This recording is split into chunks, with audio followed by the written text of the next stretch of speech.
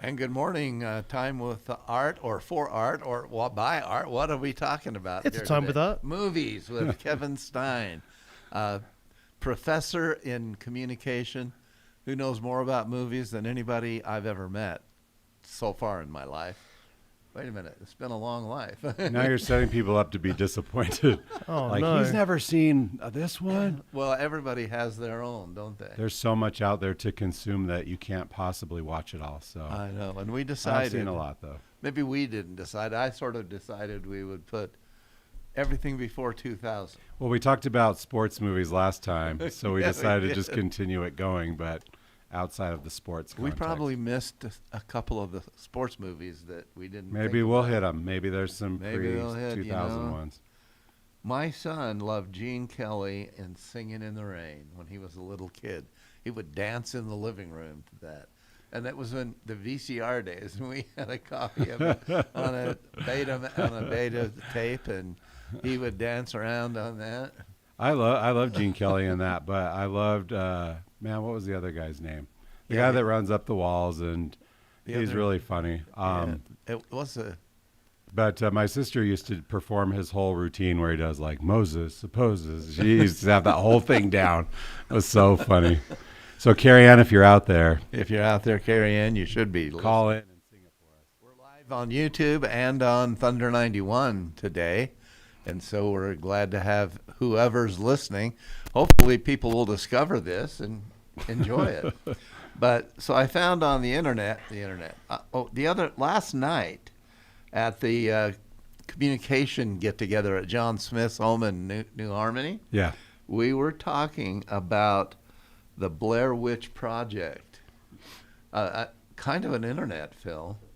Wasn't that the one where? Well, that was promoted in a really interesting way, and Yeah. it got people thinking there might be some legitimacy to it. So it got people into the theater, and then huge word of mouth. You heard rumors about people just running out of the theater scared, and then you watch it and you're like, oh, I wasn't that afraid.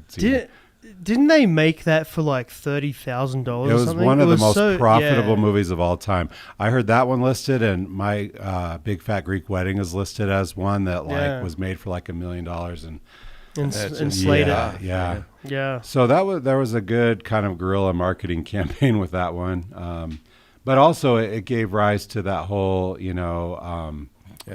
what do they call it, the shaky cam. Oh, yeah. thing. Yeah, that's Yeah. what I was thinking. It looked like somebody Cam- was using a camcorder. home camera. you Yeah, know. and you see it a lot now, but Yeah. that was kind of like one of the first ones, if not the first. It's almost like you're the lessons we learned when they started shooting videos for music videos. That's a little off this topic, but yeah, it was amazing. And Michael Jackson's is still probably one of the best videos they ever put on television when it first came out. Which one? Which one are you talking about? Thriller or The- Billie yeah. Jean, or which one are you talking Billie about? Jean. Oh, Billie Jean. Jean. Okay. Yeah. I was gonna say, I know friends that were in the thriller movie. Well, Yeah, I don't on want to the get clip. too off topic here, but my That's okay. you guys know Rick Baker. He's a famous movie makeup artist. He's won like a whole bunch of Oscars for like Nutty Professor, American Werewolf in London. He did the Thriller makeup. He did the cantina scene in Star Wars. And Nice. that was my dad's best friend What? growing up in Covina, Really? California. And yeah, he did all the Thriller makeup. So who knew what he was going to become, right? Well, he was doing that kind of stuff when he was a kid. He had all these makeup kits, and he actually dressed he and my dad up as apes, because he did Planet of the Apes, the one that with Mark Wahlberg in the it. good one. Yeah, he did that one, and so he dressed my dad and he up as apes, and they'd go to the drive-in theater and scare people during like the Planet of the Apes movies and stuff. And so he was always doing that. It's one of those kids where you're like, yeah, I'm not surprised he turned into what he did, but.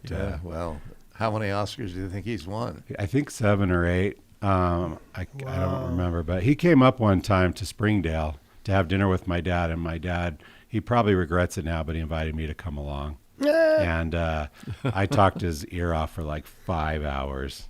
Good deal. Over dinner, peppering him with questions about Paul Giamatti and Jim Carrey, because he did the Grinch suit and stuff. Man. And after we left, my wife, she teases me. She's like, "They're never going to bring you again. You just tortured that guy." But are you in contact with him still, or is this long gone? he doesn't answer any of my calls. No, my dad still. I haven't talked to him since. But my dad talks to him frequently, he sends my dad Christmas cards every year. Yeah. And my dad gives them to me, which is really nice. So I've got all these like custom, because the Christmas cards have Rick Baker dressing his own family up in all this horror makeup and stuff. Oh, and man. He does Halloween ones too. And so anyway, that was way off topic. But anyway, we were talking about the makeup for, what was the one that you mentioned? I don't remember. I don't think it's off topic at all, actually. And I just want to Part of touch it, just quickly on American Werewolf in London. Mm-hmm. That was the first a movie that I ever watched as a kid that I didn't sleep for like 3 weeks afterwards. And I mean, I was young because that came out in like, was it 82 or something like that, or 83? I don't remember. Around that It time. was around there because I mean I was MTV. only like 5 or 6 years old when I came. You watched across it. that at 5 or 6? Yeah, man. Yeah, I mean bet that transformation scene just scared the crap out of you. I was infatuated with it, and we had at the time we had the Commodore 64, and we had this game, this wolf game, and I remember we would play it, and it was like the little hut blob thing, whatever, and you got to get the wolf to the hut. If you didn't walk on certain parts, it was like one path to get to it.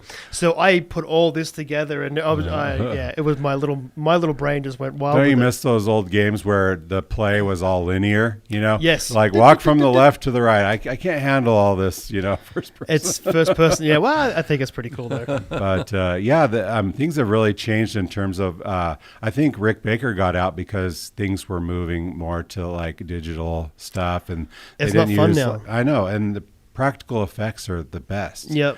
And puppeteering and stuff like that, like what they did in The Thing. If you saw that, it's amazing stuff. Yeah. But even more recently, and if you've seen Project Hail Mary, I know that's post 2000, but that's puppet work, and it's so much better than the digital stuff. I've not seen that, but I have worked on a couple of vampire shows and things like that, and just what what did you work on? Because you worked in Hollywood a bit. Yeah, I did. I can't even think about it now. But it was in 2015, 2014. No, 2014. Was it True? Oh, it's the vampire. True Blood. The True TV Blood. Show? I was on True Blood on the last season. I was just brought in, and they tore my throat out. It was actually, to be 100% honest with you, I'll tell you the story. It's a horrible story because it's one of them shows where they do nudity and things, right? And so I'm laying on a pile of bodies in this one particular scene. There's a couple. I did a fair few scenes with them, but this one woman, she comes up and she inspects me, but the way she does it, it's very provocative. And I'm sort of like laying there, but she steps over me and she's naked, and it's disgusting. You know what I mean? But just to be a part of that, it was cool. And she ripped my throat out, but there's a woman like this far away from me, and it was not fun.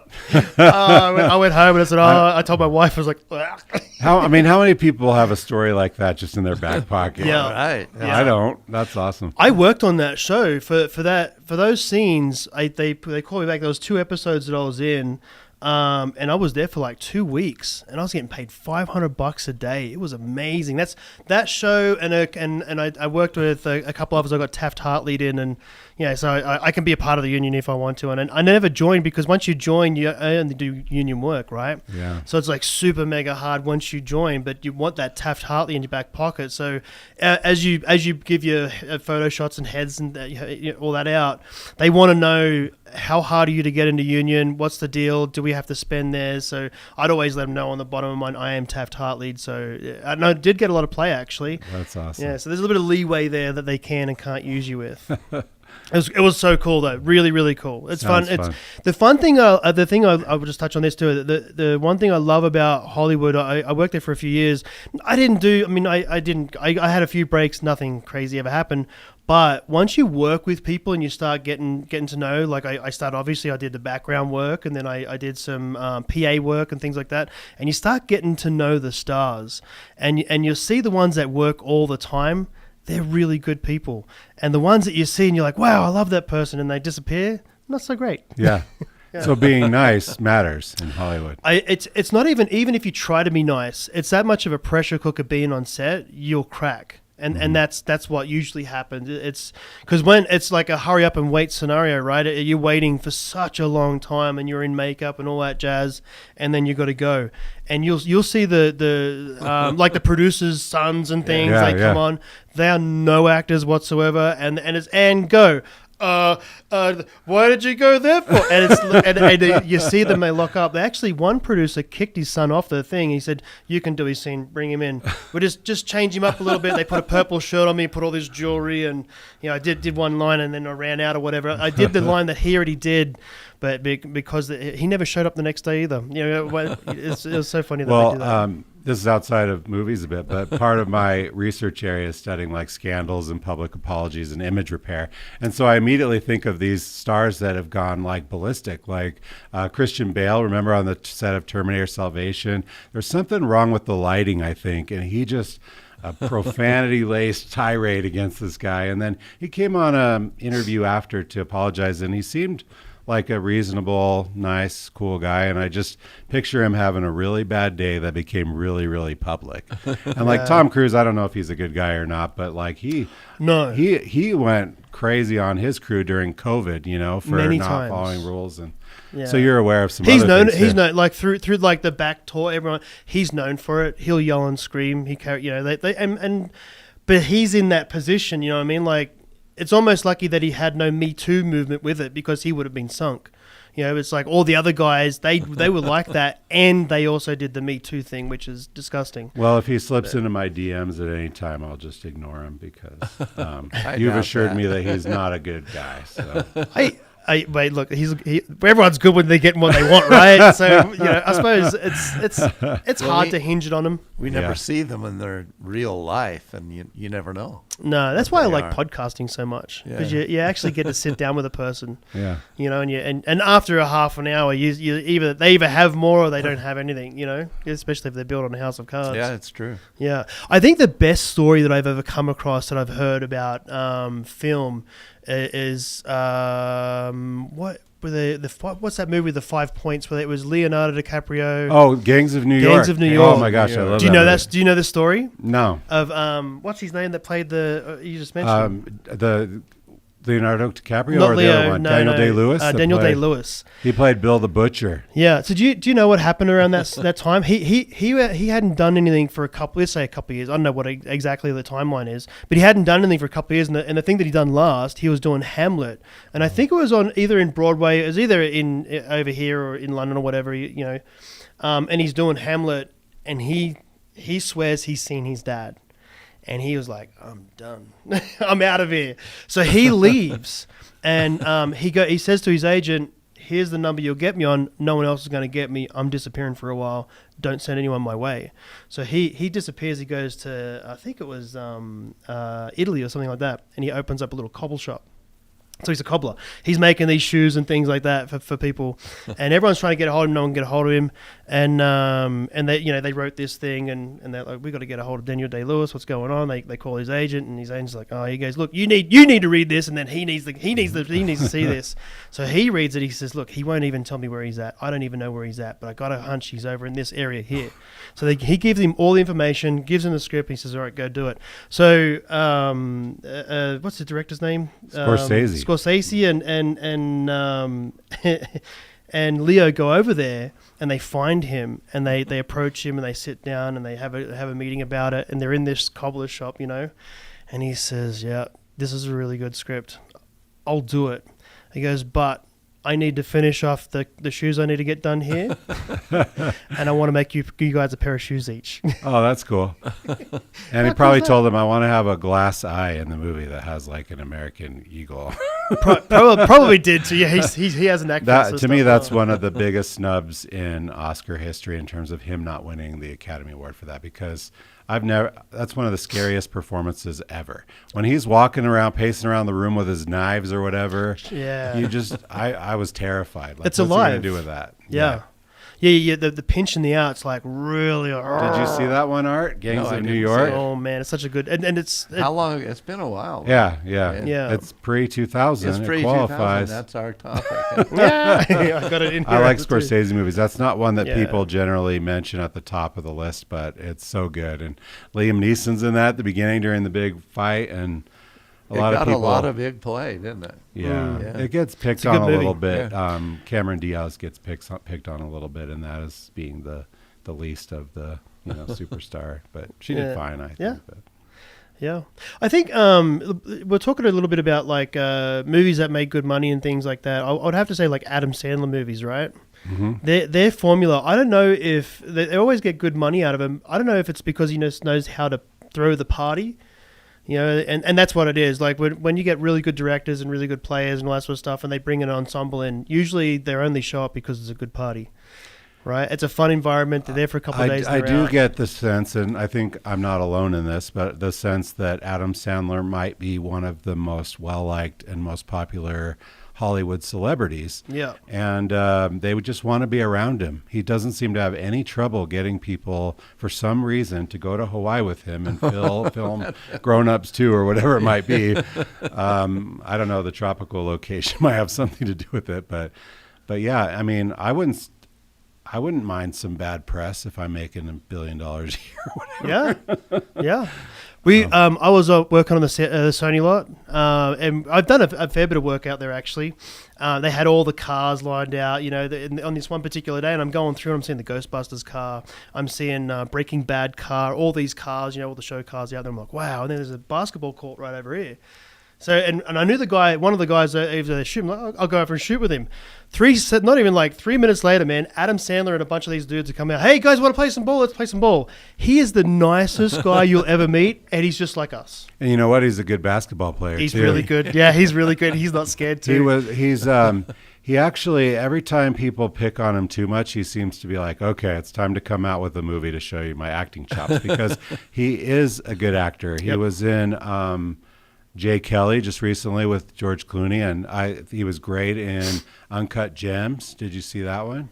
I don't think I've seen that. I know. The Safdie brothers did that. I don't know if you know the Safdie brothers, but they're really good directors. And then he was in Punch Drunk Love, the Paul Thomas Anderson movie. He was fantastic in that. So the guy can act, but his cash cow is clearly Happy Gilmore 2. Oh, yeah. Yeah, his movies that seem to be a lot the same sometimes. But I like his There's other definitely a movies. formula. Yeah, Yeah, the Adam Sandler formula, they call it down there. That's been working for decades. Yeah, Happy Why Madison's stop? something good. He was supposed to be Quentin Tarantino's... The Bear Jew in Bear Jew. Inglourious Basterds. Yeah, and that was written for him too, and he was so bummed out that he couldn't do it. He called Quentin, and Quentin said, like, I get it. I think he was shooting a movie He was with shooting Judd. in the movie Funny People with Judd Apatow. Yeah, Judd Apatow. He's a really nice guy too. I've met him a couple of times. Really, just they're so nice. Well, Quentin wrote that for him. Yeah. And when you watch the performance, who was the guy that actually did that? I can't remember his name. I can see the face. But he did a great job. But yeah. I picture Adam Sandler. I'm like, oh my gosh. I think he really would have brought the because he's an actor. I think that movie, like, I'm half Jewish by blood. My dad is fully Jewish by blood, and so when I watch that movie, I can't help but think this is probably a really cathartic movie for any Jew that was in that movie. Like, yeah, let's get a movie theater and put all the Nazis in there and light it on fire, and shoot them all, Have you seen it? Oh, it's a fun one. It's a fun one. It's Have you seen any Quentin Tarantino movies? Yeah. Which ones have you seen? Did you see Pulp Fiction? I have. Kill Bill? Did you see Kill Bill. Did you see Well, Reservoir there's Dogs? several of those. Yeah, Volume 1 and 2, yep. Yeah. Reservoir Dogs? I haven't seen Reservoir Dogs. But if you Once Upon a Time in Hollywood? Yeah. Oh, I love that. Okay, so if you've seen a Quentin Tarantino, you know that things get a little crazy sometimes with the violence. But it's like, I'm okay with it because it's not normal violence. It's like way over the top, and it's blood everywhere, and it's crazy. It becomes comical at some point. Yes. Have you seen those new movies, the Sisu movies, where the guy just goes crazy? He's like, I think in the original one they kill his family, and then the second one he's transporting his home across the border, and the Germans attack him, and it's like Rambo, but like if you combine Rambo with like the Looney Tunes, Yep. but live action. And at a certain point, there's a threshold they cross where it's like, this I don't see this as a serious movie anymore. It's become a comedy, and then it's just dyed corn syrup after that. You're just like, big okay, time. but Spray it around. Well, it definitely had a different ending. That movie in Hollywood. oh yeah, with the because Sharon they went Tate, to the wrong place. Yeah. hmm Well, he loves to do like that revisionist history kind of Yeah. thing, where it's like, I would have preferred it to go this way, Right. But I don't know. Well, what was the movie where they had the two different endings? Shoot, what can I remember? Was it that? Tarantino one or a different one? No, it was a different. Give us some clues. Give us some was timeline in here. it? Yeah, well, yeah. It was like Awesome story. the two of them got together because they were trying to make it in Hollywood. They were trying to become stars, and then she goes back to, I think, Las Vegas, and he goes and gets her, and then at the end of the movie they have this, they have this great relationship, and then at the end of the movie they shoot two different possibilities, where she ends up with this other guy, and has a family and everything, and then he comes in to the restaurant. Well, anyway, I liked it because you can pick your own ending. That's a kind of a twist on some of this. The only movies that kind of follow that formula that I can think of are like Sliding Doors with Gwyneth Paltrow, where she like gets on the train, and then I've only seen it once, but like getting on the train or not getting on the train like made a difference. And then there's a French film called He Said, She Said, I think, where it's like they're in a relationship, and it's the guy's perspective and the girl's perspective, and from her perspective, she loves this guy, and it's like unrequited love, and then from his perspective, she's like a total stalker, and so they switch back like the different perspectives. But I don't know if I've seen the one that you're talking about. Yeah, I don't know. I'm at a loss too. Anyway, it's a good movie. I enjoyed it. What else do you like, Art? All kinds of movies. But you know what? What are your favorite movies? Every list you look at has The Godfather as number one. Is that one of your favorite movies? Not necessarily, but I thought it was, that was iconic Hollywood at the time. Did you know they surveyed people? What's the number one movie that you pretend to people that you've seen that you haven't seen? And that was number one on the list. I've actually seen it. Horse heads in the bed. Horse and all. head, yeah, I was about to say that. The horse head in the bed. Well, I And know, James yeah. Caan's amazing in that. Oh, too. James I love James Caan, Caan. man. I love that He's guy. a great actor. I just watched a movie with him not long back, and it's like a recent one of his, and he's helping his granddaughter or something. And anyway, I bumbled and stumbled, come across it when I was sick, and he's still doing it, man. But there's those movies, like the old guys pulling off a heist. I'm not buying it, dude. They're barely walking, you know what I mean?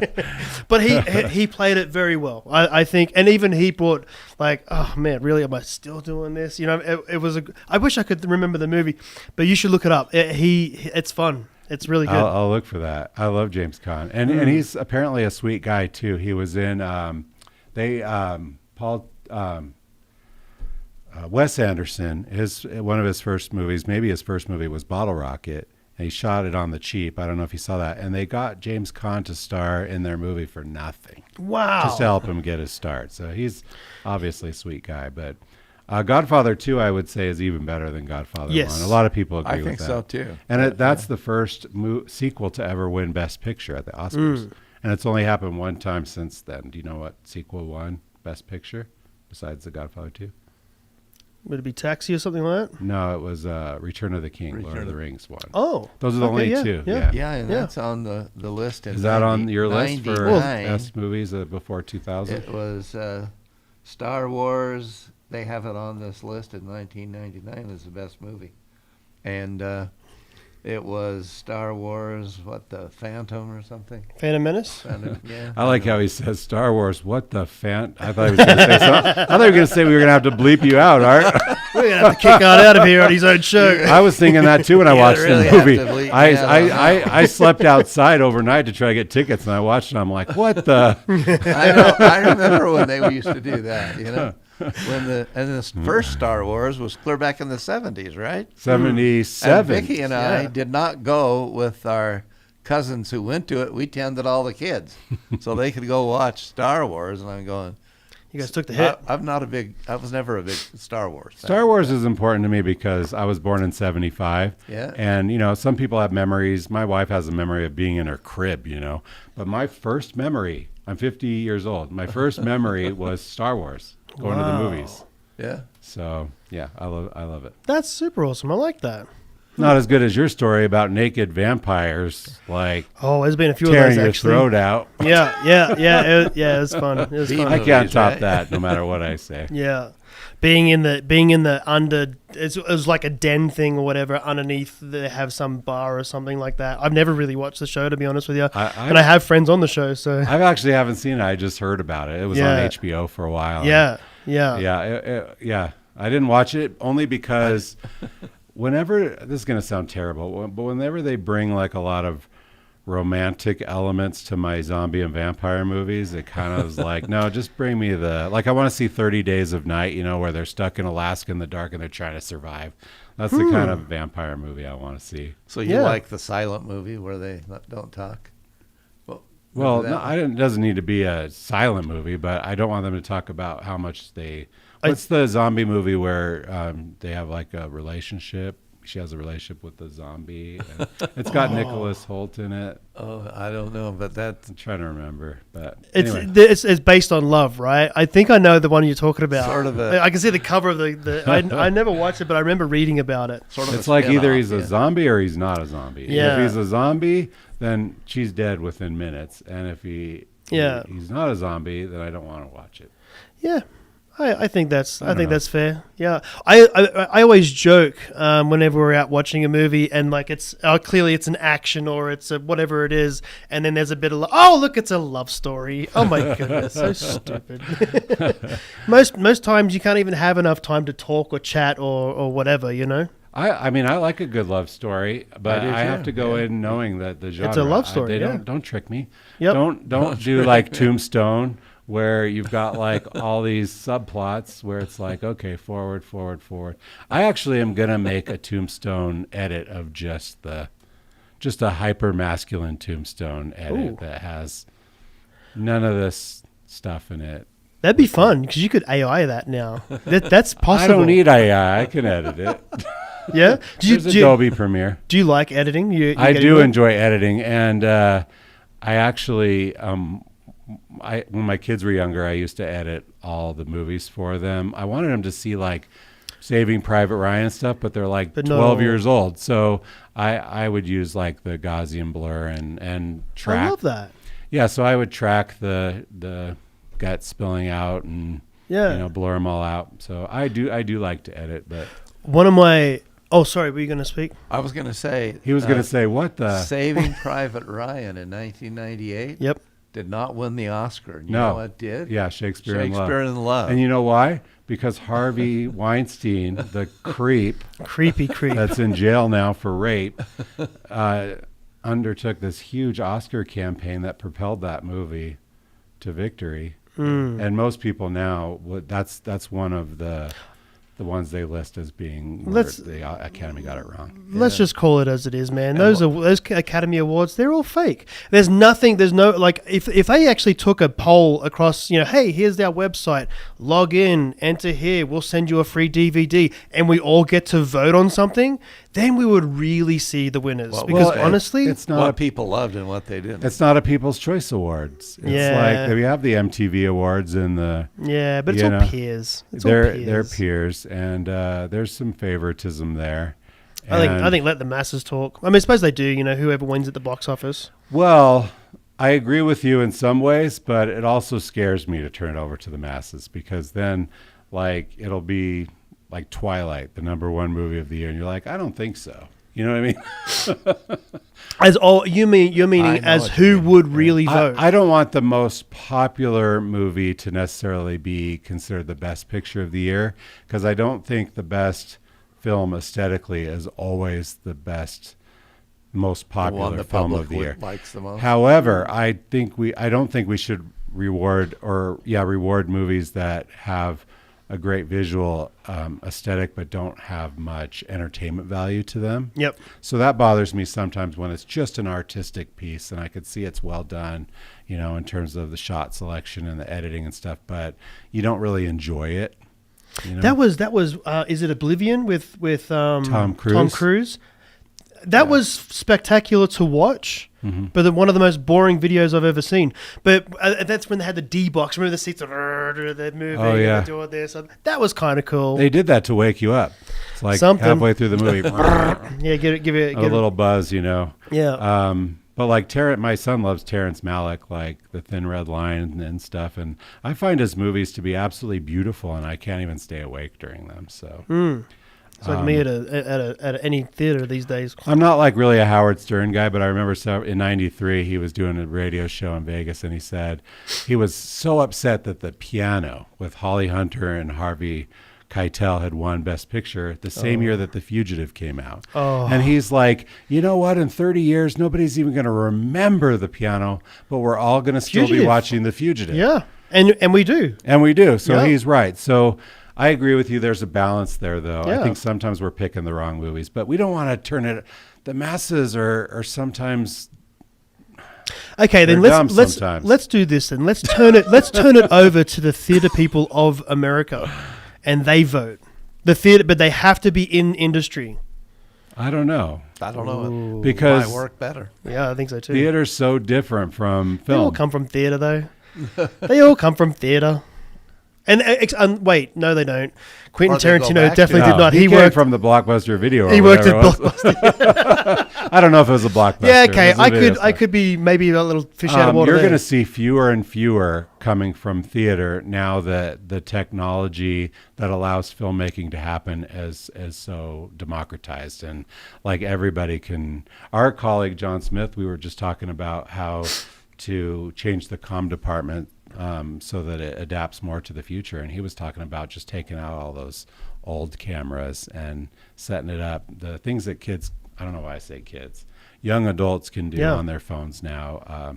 And that's a thing. That's their ticket in. They don't have to go Yeah, through the they theater. don't. anymore. I don't think. You're right. I've looked at that since I come here, and I love John Smith. He's taught me so much with what I've done so far, and everything that he's taught me was good and also boring to me because it's not associated with where I'm going with what I want to do with podcasting and stuff.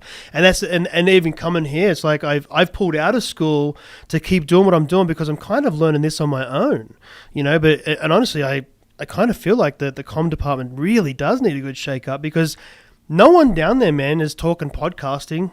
And this is the biggest platform ever. Ryan Steinekert. and He's the only one that's we been have my a podcast advocate. studio over there, and Yeah, we do. and it's talked about. But we just had our student Justin MacArthur, who works for the Levitt Group. He came and spoke at our banquet, and one of the arguments he made was that comm is such a kind of cutting edge field that's changing all the time. That whatever we do teach our students. It's going to be a little outdated after a few years. So we're teaching them skills that hopefully they can adapt as they go along. But it's like The one thing I do like about it, though, and I They're will gonna say have to this, do that. is every week it's a pressure cooker-ish to be on the news down there with John Smith. So you are actively filming something, editing, and putting it on there. And that's where that sped me up a lot. But I kind of feel like, oh man, we just need to be doing something different. Maybe if we all focused on 4 different shows and out of these 4 different shows, we all take different roles. I don't know. well, I'm not on the media side, so you guys will have to deal with that. Yeah. This is just a hobby for Well, me. I think Yeah. this podcasting thing is, in a way, it saved radio, but now it's on YouTube and other formats where It's becoming a talk show. Yeah, it's that's becoming all that it is, talk right? show of the air that people can pick what they want to watch. And, Talk show Or not without watch. an agenda, so to speak. yeah. without the agenda, I suppose. Anyway, let's go back to the movies for a second. I'll tell you my favorite Christmas favorite? movie. Christmas. Yeah. Okay, but it has to Before be pre-2000. And it's a love thing. Oh, I think it is. Give me a hint. Who's in it? What's it called? Everybody's in it. Actually, I think it's Love Everybody's Actually. in Is it it. Love Actually? That They did happens two- at Christmas. They but did two versions of it. One of them's where there's nudity in it, and then there's another. There's a whole bunch of stories. Wait a second. So one has nudity, That's one it. doesn't. Which one do you prefer? I don't think the nudity carries it. Like it's about odd people coming in different scenarios and the way how you meet and things like that, right? And they have all these different stories. There's a guy cheating on his wife or just about to cheat on his wife. There's another guy, he finds out his wife was cheating on him, so then he falls in love with. He goes somewhere else to write his story. Another girl comes in. I'm sure That sounds exactly That's what like it is, the Love uplifting Actually. Christmas story that people want to see it, Yeah. right? But it all falls in the end. So the nudity one is I don't even want to say it actually. It's just not great. But I don't think it carries it. But I they don't did two even know versions. which It's one. Love Actually, and then Is it Love The Actually? Holiday is one that everybody seems to The like. Holiday is with Jack Black, right? Jack And Black. I like that one. Yeah, I like Jack Black in a more serious role too. I have some Jack Black stories. Yeah, you do.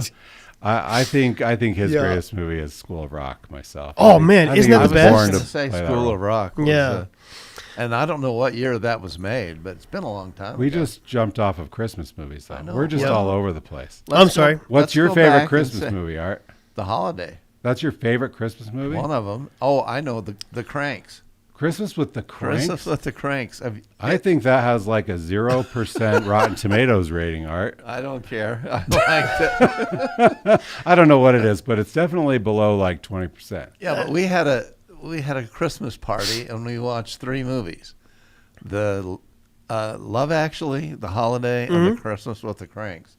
I hadn't seen Christmas with the Cranks, and one of my best friends just loves that movie because it has kind of interesting things going on. You know, Maybe the I'll have to decoration of revisit the it. houses, and everybody has to do it, and the couple's trying to get out of town, and then their daughter. Is that the Eddie comes Murphy back. movie? Is Eddie Murphy in No, it? it has. It's not. It's not Eddie No, Murphy. he's not in it.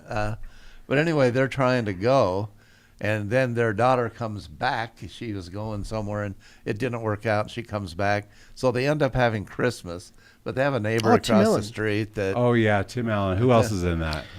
Does that have Catherine O'Hara in it? I'm trying think to remember. We got Tim Allen, Jamie Lee Curtis. Jamie Oh Lee, man, that's she who. was a crush of mine growing up. Right? yeah. What was that with Arnold Schwarzenegger? True Lies. True Lies. True Lies. Oh my That was- goodness. Yeah, Yeah, we all dreamed of that woman to and be that's our not, wives. that's not on any of these lists, you know. True Lies. Yeah, That was Oh, that was a it's- great That's one. such a great one. That Some one. Like It Hot with Jack Lemmon and Tony Curtis. I love that. Yes, That- I'm like, That's a good that's a one. good And one. I've watched that it not was long back. Actually. filmed in San Diego. Yep. Yeah, at the Yep. hotel. Let's go there. back to True Lies. Yes. James Cameron. Yes. I think people forget how awesome that guy is. I mean, visually he's amazing, but he's so stuck on Avatar right now. But this guy made Aliens, True Lies, Terminator 2, He The slayed all of Abyss. it, man. It's like I'd like him to do something else besides Avatar before he Yeah. retires. Yeah, like show us something that you actually. I would love for him to put down the gauntlet of what is the future. Give us 100 years from now, James Cameron, if you're listening to this, do that. Let's see 100 years from now what you can come up with, because I think. And then if you're going to do another Avatar, please, can we have an intermission where we can go get some popcorn and go to the toilet? Because 3-hour movies. Well, man, just get you're killing that. us. There's an app that tells you which parts are the best to go pee. What- Did you know what that? is- what is it called? I can't This is the remember. But they tell you, They no, say- you go into it. I tested it once. You go into it and they tell you, okay, press start on the app when the logo for the studio comes up. And then it'll alert you like, this is a good time to use the bathroom. That's There's the nothing of best. consequence really happens in this part. It's pretty cool. Yeah, I kind of, I mean, you know, we've watched movies for a long time now, but I'm always gauging them like, oh, the back teeth are starting to float. Okay, action, boom. So I'm out. I'll be back.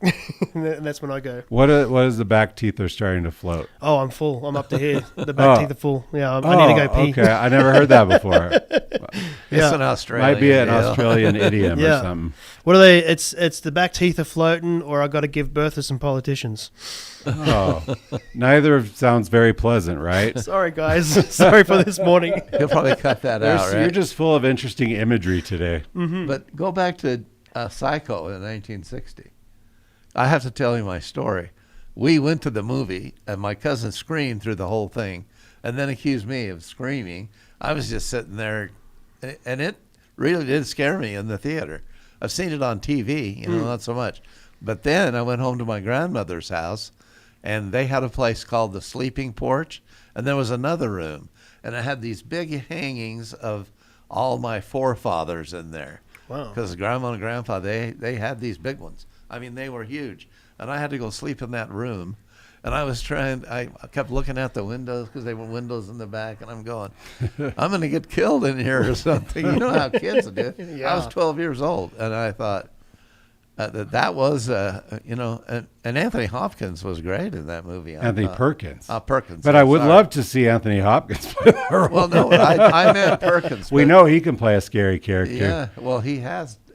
Hopkins is a great actor. But I showed Psycho to my kids too when they were young teens. I Yeah. think that's about the right time. Well, it's not a super graphic movie. if I'd been a little it's older, scary, but probably. it's not graphic. Well, the part that happens when she gets killed in the shower comes early.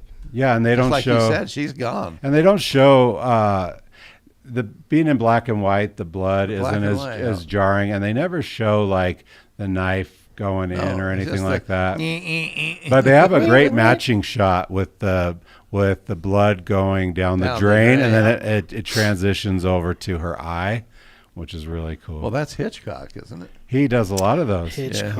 He's a brilliant filmmaker. Yeah. And then Gus Van Sant tried to do a shot-for-shot remake of it with Vince Vaughn, and it just did not work at all. Have you seen the Psycho house and stuff at Universal Studios? Yeah. Did you go on the tour? I used to work at Universal okay. on the back lot. So whenever we go to lunch, everyone would go to the commissary. I'm walking around, man. That's I'm awesome. walking around, taking photos, checking things out. checking Every that single out. one of those houses, the moment you walk, it's just a facade. There's nothing else behind. There's poles and poles and poles. There's nothing there. I've been to all those studios. Yeah. I just taken students down there for our Jumpstart program to Yeah. Warner, Paramount, Universal. But on that tour, that was the most memorable part to me of the tour because they pull in front of the house, and then you have all the hotel rooms Yep. down the bottom, and then there's this guy getting into the trunk for something, and the bus driver, the tour guy, just playing it up. He's like, "What's that guy doing there?" Yeah.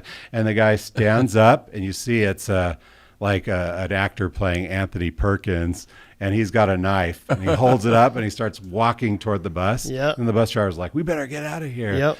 And the little boy inside of me just freaked out in glee at that moment. I'll give you a little behind the scenes with that, right? So if you want to work in the film industry and you don't really have anything, but you might want to drive one of their vehicles because you can do that. The only way to get in is by doing that job. By doing that job, driving people around, talking and all that jazz. That's how you get into that union. That's Really? the only way in. So you become a driver, you become get a in driver, the union, and then you transition over. Unless to other someone really loves you and they're willing to because they got to pay a lot of money to just bring you in the crew. So for you to earn your stripes, you go drive that for most people are about 2 years. They drive that for 2 years before they even get a gig on the proper making movies and stuff. And it's not the greatest of it because you're a driver, then you're just there to be a driver. So you're very much locked into driving, and that's it. I just didn't realize that some of those people were trying to transition. I just thought they were Yep, tour guides. That's exactly what they're trying to do. Which is too bad because if they've got those movie skills and they're just driving people around, I don't you're even know paying if your they dues. have movie skills. I think at that stage, it's just they want to be a part of the movie monster, and they've not gone to school, they've not done anything else. But you can either be a PA, or if you like when you're a truck driver and you're working on sets. I mean, you're almost $1,000 a day. You know what I mean? Just being there. But yeah, it's a great gig, but it's I would say one of the most boring. Like I know a lot of guys that did all the electrical and all that sort of stuff. They're going. Truck drivers, they show up and they sit all day unless they're driving something. Yeah. And that we come to 10. Sorry, that guys. becomes old fast. give doesn't Art it? the last word. It's Yeah. a time with Art. Wrap Well, it I up. wanted to have, it's great to have both of you guys here because you both have more memories than We apparently talk I too do. much. But I love movies, and I've always gone to movies, but I haven't seen a lot of movies. Yep.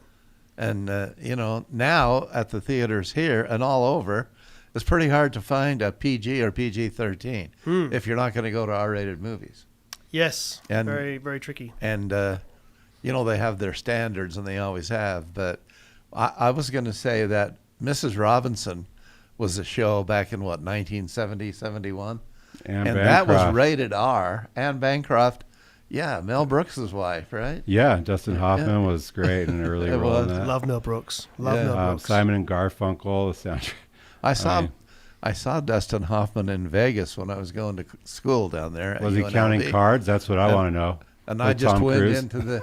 No, he was standing by the slot machine. I couldn't believe. Well, I admire the guy and I love him, but I didn't even know it was him because he was so short. And then he turned around and I saw. Hope he's not listening, Art. He's not. Well, anyway, Frank Sinatra and Cary Grant. We didn't talk about some of Oh, them. man. This should have been a We've 2-hour run I out show. of know, time. Sorry, Guys and guys. Dolls. Guys and Dolls. We talked about Hitchcock. How do we not transition to Cary Grant? I mean, he's I in don't tons know. of those. He did. North by Northwest. Oh, yeah. Yeah, a lot of thrillers and they were fun too. And Hitchcock was always in every film he did, wasn't he? Yep. Yeah, yep. Yeah, He he tried has to a have a cameo. little part in it. Yep. Mhm. Little here, little there. Anyway, that's it for A Time with Art today. And Rob Birdsey and Kevin Stein, appreciate you being here and talking Yeah, about thanks for the movies. opportunity. Thanks, Art. Thanks for Hopefully this is one of our better podcasts. Right? I don't know. Maybe we should chop it up and see what people think See about some- it. There's a couple of good clips there, huh? There are. Exactly. Yeah, thanks, guys. All right. We're Thanks, signing Art. off.